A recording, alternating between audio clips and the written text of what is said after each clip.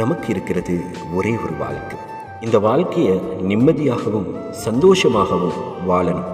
யாரோ ஒருவர் நம்ம மனசில் உருவாக்கி விட்டு போன வலிகளையும் வேதனைகளையும் ஏமாற்றங்களையும் துரோகங்களையும் காலம் முழுக்க நம்ம கூட சுமந்து வாழணும்னு சொல்லி அவசியம் கிடையாதுங்க.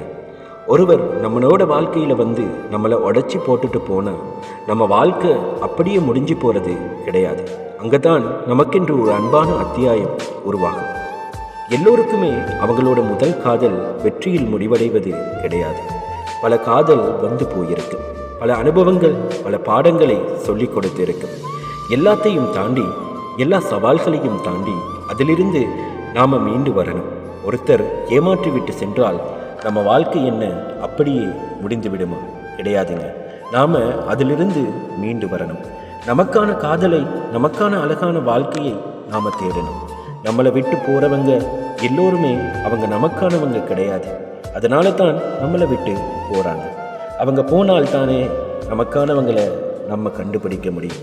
ஒரு காதல் பிரேக்கப் ஆனால் நான் காதலிக்கவே மாட்டேன், எனக்கு இன்னொரு காதலே தேவையில்லை, காதலிச்சா ஏமாத்திடுவாங்க, இப்படியே பேசிட்டு இருக்காதீங்க. உங்களையும் உண்மையாக நேசிக்கக்கூடிய அன்பால தாங்கக்கூடிய ஒரு உறவு கட்டாயம் வரும். அதுக்கு என்ன பண்ணணும்? இந்த மாதிரி சோகமாக இருக்கிறத நிப்பாட்டணும். சந்தோஷத்தை நீங்களே உருவாக்கி கொள்ளணும். மனசில் இருக்கிற கவலைகள் எல்லாத்தையும் மறக்கணும். நீங்கள் மனசில் சுமந்துக்கிட்டு இருக்கிற அந்த கஷ்டமான உலகத்தில் இருந்து வெளியே வந்து பாருங்க. இந்த உலகம் ரொம்ப அழகானதுங்க. அன்பு தான் எல்லாமே. நமக்கு அன்பை கொடுப்பதற்கு கட்டாயமாக ஒருத்தர் நம்மளை தேடி வருவாங்க. நம்புங்க. நம்மளை விட்டு போனவங்க நினச்சி காலம் முழுக்க நாம் அந்த வழியோடு வாழ்கிறது இல்லை வாழ்க்கை.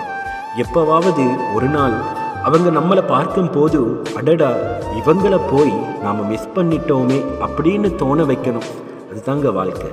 இன்னைக்கு பல பேர் ஏதேதோ காரணங்களை சொல்லி உண்மையான காதலை வேணான்னு சொல்லி ஒரு போலியான அன்புக்கு அடிமையாகி காலம் முழுக்க வலிகளோடு வாழ்ந்துக்கிட்டு இருக்காங்க. காரணம், அவங்க ஒரு உண்மையான அன்பை நிராகரித்தது தான்.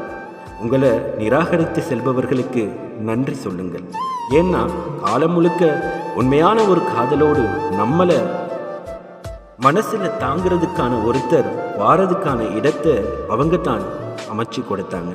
வலிகளுக்கெல்லாம் மறந்து புன்னகைக்க ஆரம்பிங்க. காதல் ஒரு மேஜிக் மாதிரி.